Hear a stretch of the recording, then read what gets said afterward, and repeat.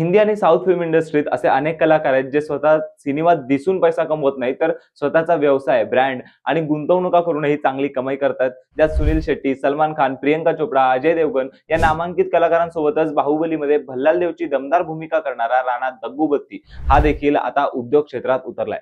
राणा आधीपासूनच coffee, gaming, restaurant अशा विविध क्षेत्रांमध्ये गुंतवणूक करत होता. त्यानंतर त्याने आता दारूच्या बिझनेसकडे वळायचं ठरवलंय.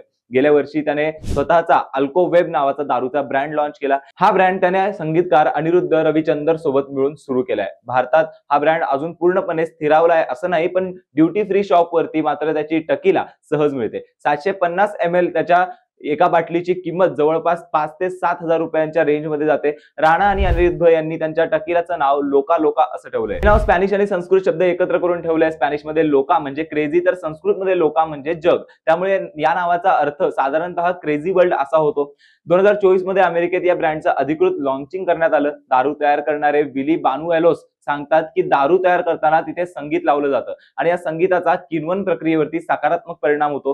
ही कल्पना अनिरुद्धलाही फार भावली, कारण त्याचा दावा आहे की संगीतामुळे दारूची चव आणखी उत्तम होते. थोडक्यात राणा आणि अनिरुद्धचा हा अनोखा दारूचा ब्रँड आता हळूहळू जगात ओळख मिळवत चाललाय.